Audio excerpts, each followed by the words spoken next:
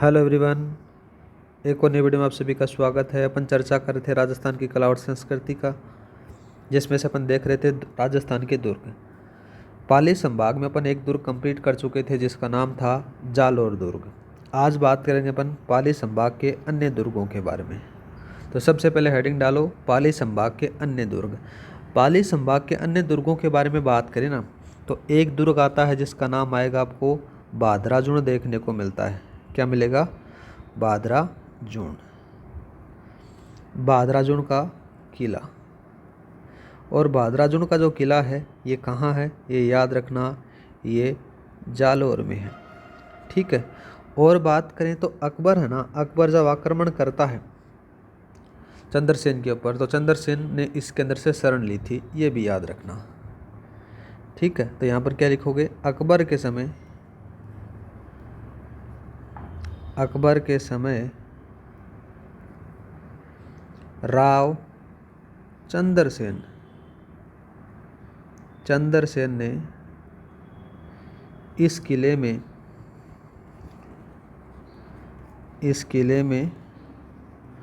शरण ली थी। बस इतना ही, ज़्यादा कुछ खास इसके बारे में है नहीं। आगे बात करें दूसरा किला। दूसरा किले का नाम आ जाता है नाथों का किला। क्या आता है गाइज? नाथों का किला। नाथों का किला, या फिर एक नाम और आ जाता है जिसका नाम किसको क्या कहते हैं? कोट कास्ता। क्या कहते हैं? कोट कास्ता का किला। और कोट कास्ता का जो किला है, तो बात करें नाथों का किला, या फिर उसको कहते हैं कोट कास्ता का किला। क्यों कहा जाता है? तो याद रखना, इसको इसलिए कहा जाता है कि नाथ संप्रदाय के जो साधुओं की तपोस्थली होने के कारण इसको नाथों का किला कहा जाता है। यहाँ पर लिखो, नाथ संप्रदाय के साधुओं की तपोस्थली होने के कारण नाथों का किला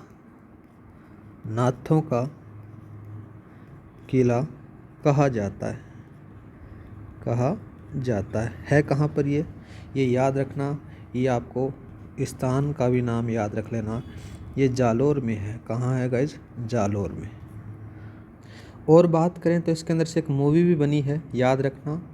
हॉलीवुड मूवी है जिसका नाम आएगा द वॉरियर। उसके अंदर से इसकी शूटिंग की गई थी, याद रखना। आगे बात करते हैं नेक्स्ट, जो तीसरा किला आता है। तीसरा कौन सा आएगा? थोड़ा सा इम्पोर्टेंट है, ज़रूर याद रखना। तीसरा कौन सा आएगा? आबू दुर्ग। आबू दुर्ग। तो बात करें आबू दुर्ग के बारे में, सबसे पहले बात कर लेते हैं गाइज स्थान का जब नाम आता है तो आपको क्या याद रखना है? ये अचलगढ़ में मिलेगा। अचलगढ़, या फिर आ जाता है माउंट आबू। ठीक है, माउंट आबू। और ये सिरोही में है। जब अपन प्राचीन ग्रंथ पढ़ते हैं या फिर कोई शिलालेख पढ़ते हैं, साहित्य ग्रंथ पढ़ते हैं, तो आबू पर्वत को एक क्या कहते थे? अबूर्द पर्वत कहा जाता था। क्या कहते थे? देखो यहाँ पर, आबू पर्वत को क्या कहा जाता था? अबूर्द गिरी कहा जाता था।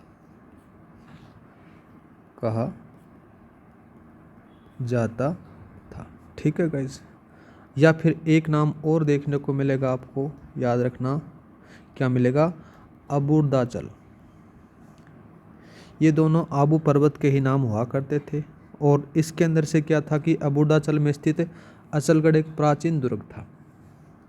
इसके साथ में एक चीज़ और ऐड कर लो, आबू दुर्ग है ना, इसको अचलगढ़ दुर्ग भी कहा जाता है। क्या कहते हैं? अचलगढ़ दुर्ग। ठीक है। और बात करें तो आबू का जो पुराना किला था, आबू का पुराना किला परमार शासकों ने बनाया। किसने बनाया गाइज? परमार शासकों ने। परमार शासकों ने बनाया।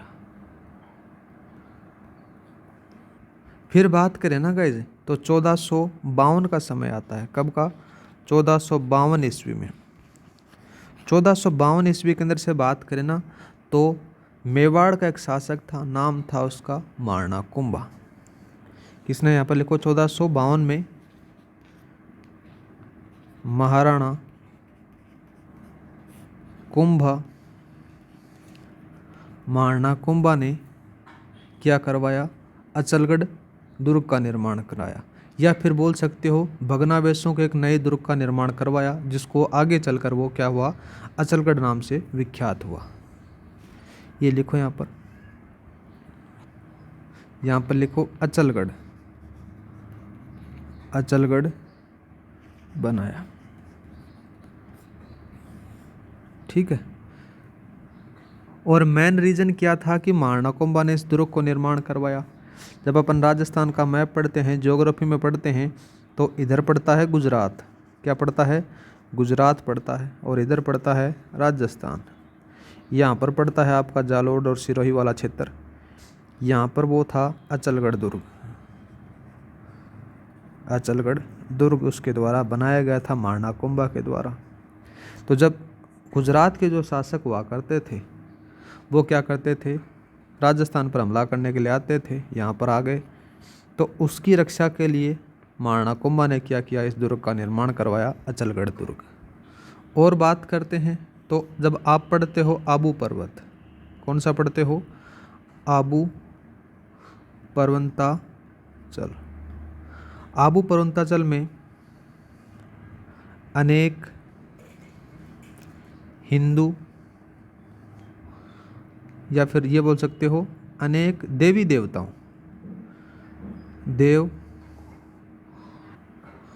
देव मंदिरों के कारण किसने कहा? कर्नल टोड ने आबू पर्वत को क्या कहा? हिंदू ओलंपस कहा। क्या कहा? हिंदू ओलंपस कहा। ये बहुत बार पूछा जाता है, ओलंपस कहा। हिंदू ओलंपस का मतलब क्या होता है वो भी चीज़ यहाँ पर लिख लो, देव पर्वत। क्या कहा? देव पर्वत कहा। इस चीज़ को थोड़ा सा ध्यान में रखना, मैं दोबारा से इसको हाईलाइट कर देता हूँ। हिंदू ओलंपस किसने कहा था? ये कर्नल टोड के द्वारा कहा था आबू पर्वताचल को। आगे बात करें तो आपको एक मंदिर देखने को मिलेगा, नाम आ जाता है अचलेश्वर महादेव मंदिर। कौन सा आएगा? अचलेश्वर महादेव मंदिर। ये आपको देखने को यहाँ पर मिल जाता है। ये बहुत प्राचीन मंदिर माना जाता है। और बात करें तो राजस्थान का एकमात्र मंदिर है, ये शिव जी का मंदिर है, याद रखना। और यहाँ पर क्या होता है? शिव जी के पाँव के अंगूठे की पूजा होती है। ठीक है गाइज, इसको थोड़ा सा याद रखना। राजस्थान के अंदर से है अचलेश्वर महादेव मंदिर। आगे बात करें तो एक नाम और आता है, नाम क्या आएगा? भंवराथल। ये बहुत बार पूछा गया है आरपीएससी ने कोई ना कोई एग्जाम के अंदर से। भंवराथल क्या था? जो गुजरात का शासक था महमूद बेगड़ा, वो क्या करता है? इस दुर्ग और मंदिर को लूटने के लिए आक्रमण करता है, लेकिन वहाँ पर क्या थी? भंवर मधुमक्खियाँ थी, वो आक्रमण कर देती हैं उसकी सेना पर। और उसकी जो सेना थी महमूद बेगड़ा की, वो सेना वापस चली जाती है और उसी स्थान को भंवराथल कहलाया था। तो लिख सकते हो यहाँ पर भंवराथल भी है। एक और बात करें जब इसके बारे में तो यहाँ पर सावन भादो की मूर्तियाँ देखने को मिल जाती हैं। सावन भादों की मूर्तियाँ भी हैं इस दुर्ग के अंदर से। और बात करें ना गाइज, और बात करें तो आपको यहाँ पर देखने को मिल जाता है मंदाकिनी कुंड। यहाँ नाम लिखो मंदाकिनी कुंड, कुंड भी है। जब आप इस कुंड को देखने जाते हो तो आपको यहाँ पर सिरोही के महाराव मानसिंह की स्मारक छतरी भी देखने को मिलती है। यहाँ पर लिख सकते हो, इसके किनारे सिरोही के महाराव मानसिंह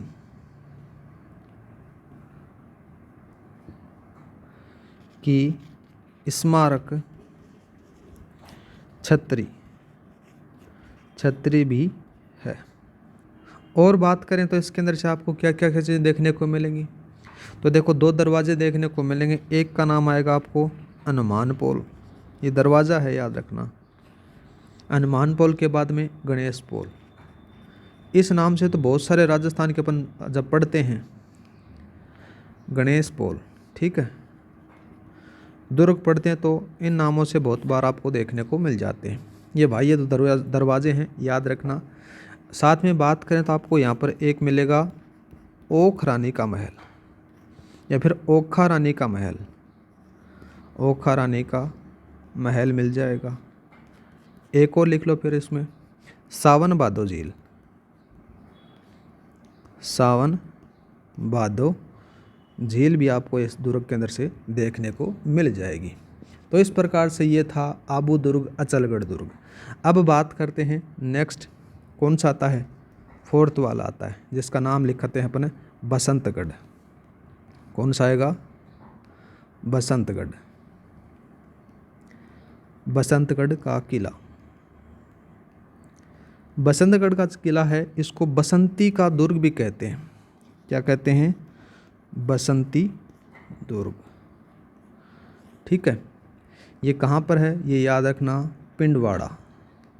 स्थान मैं लिखा दूंगा, नीचे चल के अपन यहाँ पर चलते हैं। यहाँ पर लिखो, स्थान के बारे में बात करें, पिंडवाड़ा। और पिंडवाड़ा कहाँ है, ये सिरोही में है। तो इस दुर्ग के बारे में बात करें ना गाइस, तो 1451 की बात आती है। 1451 में पुनः निर्माण होता है इसका। पुनः निर्माण कौन कराता है, कुंभा कराता है, ठीक है। दूसरा बात करें, जब आप इस दुर्ग के अंदर से जाते हो तो सोलंकी राजपूतों की कुल देवी देखने को मिल जाती है। यहाँ पर लिखो, यहाँ पर सोलंकी राजपूतों की कुल देवी आपको यहाँ पर देखने को मिलेगी, जिसका नाम है खिम्मज माता। या फिर आपको कहीं देखने को मिल जाता है, इसका नाम क्या मिलेगा, क्षेमकारी माता। या फिर आपको मिलेगा, एक और नाम लिखो, शुंभकरी माता, ये भी इसी का नाम है। या फिर इसको एक और नाम से भी जाना जाता है, खिम्मल माता। खिम्मल माता का मंदिर बना है, मंदिर बना हुआ है, ठीक है। नेक्स्ट बात कर लेते हैं, कौन सा हो गया, 4 हो गए, 5वां और लिख लो फिर गाइस।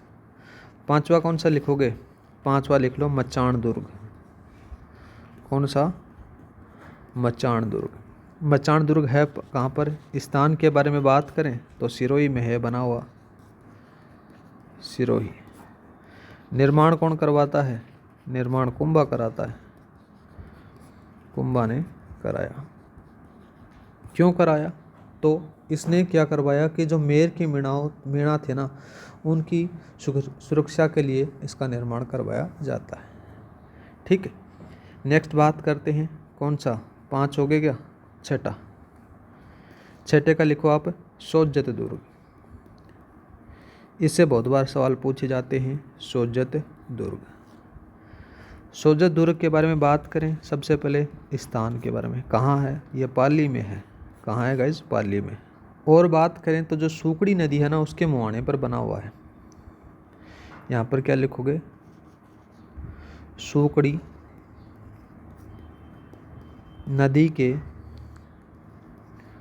नदी के मुहाने पर बना हुआ है।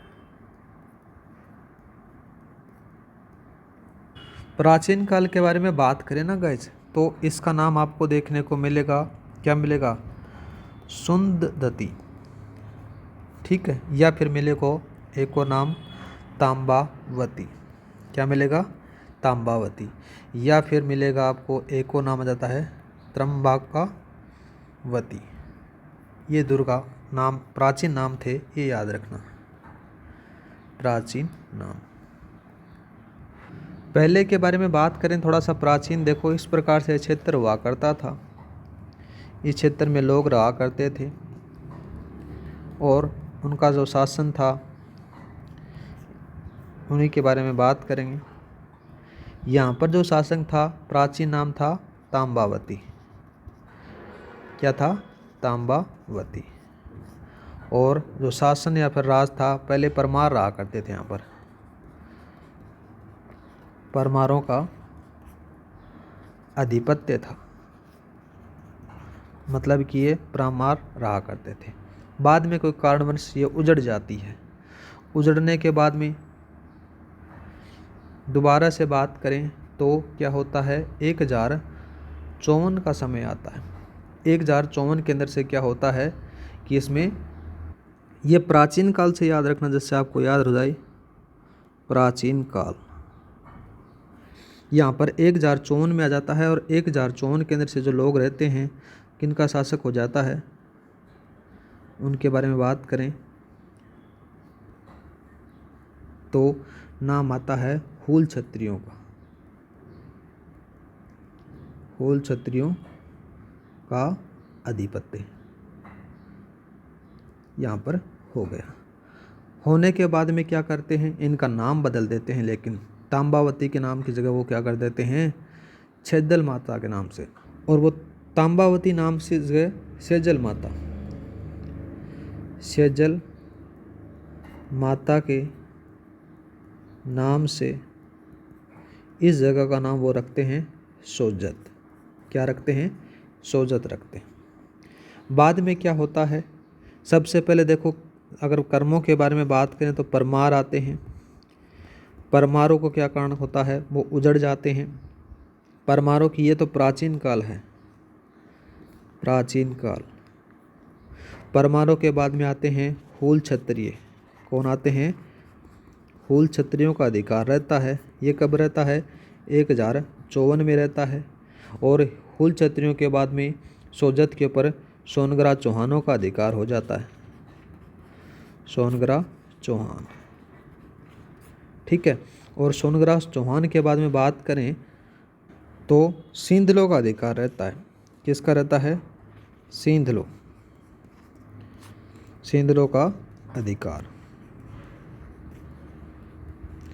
लेकिन इसी के समकालीन अगर बात करें मंडोर के बारे में, मंडोर, या फिर ये लिख सकते हो मंडोर। मंडोर का एक शासक था, राठौड़ शासक था, नाम आता है राव रणमल। क्या आता है, रणमल आता है। इधर सोजत ही चल रहा है, याद रखना। अभी वर्तमान में जो चल रहा था, किसका अधिकार था, ये सोजत है, सोजत। इनका जो कर्म आपसे पूछे, जैसे परमार हो गए, हूल हो गए, सोनग्रा चौहान हो गए, सिंधलों का अधिकार हो गया। सिंधलों का अधिकार अभी चल रहा है। और इधर है मंडोर का शासक राव रणमल। ये क्या करता है, 1427 से लेकर 1438 तक यहाँ पर इनसे साथ में लड़ाई करता है। और लड़ाई करने के बाद में इनसे क्या कर लेता है, सोजत छीन लिया जाता है। यहाँ पर किसका अधिकार हो जाता है, 1438 तक यहाँ पर अधिकार रहता है राव रणमल का, ठीक है। बाद में क्या होता है कि राव रणमल की हत्या हो जाती है। राव रणमल की हत्या, कब होती है? 1438 में हो जाती है उनकी हत्या। और बाद में किसके हाथों में चला जाता है? ये चला जाता है 1433 से लेकर 1438 तक मारना कुंभा का अधिकार रहता है। 1433 से 1468 तक सोजत पर किसका अधिकार रहेगा? महाराणा कुंभा, या फिर लिख सकते हो कुंभा का अधिकार रहा। आगे बात करें तो क्या होता है? 1455 का समय आता है। 1455 के बारे में बात करें, जो 1455 के बारे में होती है, देखो 1455 का जब जिक्र होगा तो जोधपुर का एक शासक रहता है। जोधपुर के शासक नाम कौन आएगा उनका? राव जोधा। ये क्या करता है? सोजत को वापस ले लेता है, सोजत को पुनः ले लेता है। बाद में क्या होता है कि राव जोधा है ना, राव जोधा ये अपने पुत्र, इसका एक पुत्र होता है, उस पुत्र का नाम बात करें तो निम्बा को सोजत देता है। क्या देता है? सोजत देता है। और ये निम्बा किसका पुत्र होता है? राव जोधा का होता है। निम्बा के बारे में बात करें तो 1460 की समय आता है। 1460 में क्या करता है? निम्बा ने नानी सिरडी नामक डूंगरी पर सुकड़ी नदी के मुहाने पर सोजत दुर्ग बनाया था।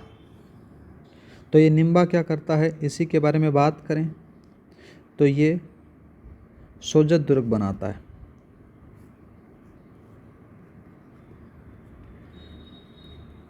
सोजत दुर्ग बनाया।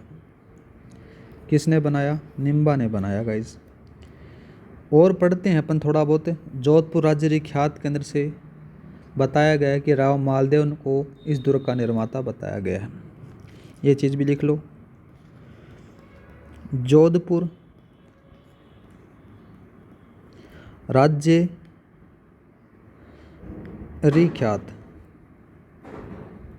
जोधपुर राज्य ख्यात में राव मालदेव ने इस दुर्ग को बनाया। और बात करें तो देखो थोड़ा बहुत आपको बता देता हूँ मैं गाइस, सारी स्थिति क्लियर हो जाती है। जो निम्बा था ना, निम्बा तो ये दुर्ग बनाकर चला जाता है, लेकिन नाम आता है राव मालदेव।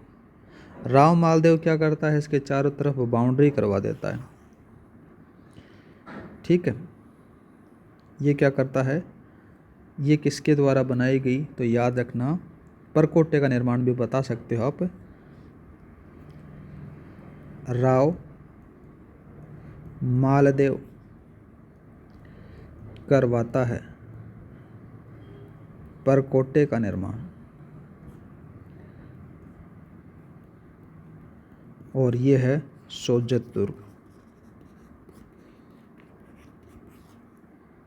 बाद में क्या होता है कि गाइस इसके ऊपर मारवाड़ का एक शासक रहता है रावचंद्र सेन, उसका भी इसके ऊपर अधिकार हो जाता है।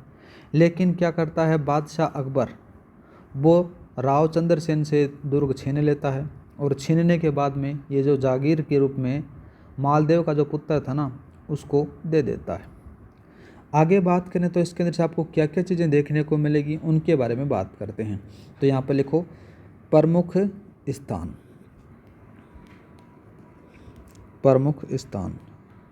प्रमुख स्थान का जब जिक्र होता है तो आपको यहाँ पर जोधपुरी दरवाज़ा देखने को मिलेगा। क्या मिलेगा? जोधपुरी दरवाज़ा। जोधपुरी दरवाजे के बाद में आपको मिलेगा जालोरी दरवाज़ा।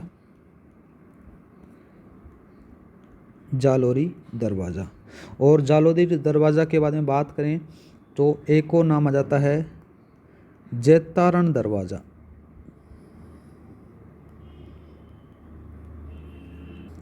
जैतारण के बाद में नागौरी और लिख लो, नागौरी दरवाज़ा। नागौरी दरवाजे के बाद में बात करें तो एक और नाम आ जाता है चावंडपोल। चावंडपोल के बाद में रामपोल। कौन सा आएगा? रामपोल आएगा। एक और आ जाता है राज दरवाज़ा। राज दरवाज़ा, ठीक है। और इसके बारे में बात करें तो मुख्य जो प्रवेश दरवाज़ा था वो था सूरजपोल। क्या था गाइज? सूरजपोल हुआ करता था। इस प्रकार से आपका जो सोजत दुर्ग है वो कंप्लीट हो जाता है और पाली संभाग के जितने भी दुर्ग हैं वो कंप्लीट हो जाते हैं। इससे बाहर आपके एग्जाम में कुछ भी नहीं आएगा। नेक्स्ट क्लास से पढ़ेंगे अपन अजमेर संभाग के बारे में। अजमेर संभाग के अंदर से जो दुर्ग हैं वो बहुत इंटरेस्टिंग हैं। उसके अंदर से आपको अंग्रेज़ों के द्वारा बनाए हुए दुर्ग मिल जाएंगे, मुग़लों के द्वारा बनाए हुए दुर्ग मिल जाएंगे और राजस्थान के लोगों के द्वारा बनाए हुए दुर्ग तो मिलेंगे। उसके बारे में चर्चा करेंगे और बहुत ज़्यादा सवाल उसके अंदर से पूछे भी जाते हैं। आज के लिए इतना ही। क्लास की जो PDF फाइल है वो टेलीग्राम पर मिल जाएगी। टेलीग्राम का लिंक डिस्क्रिप्शन में दे रखा है, वहाँ पर जाकर आप ज्वाइन कर सकते हो। हर क्लास की PDF फाइल आपको वहाँ पर उपलब्ध मिलेगी। जय हिंद, जय भारत।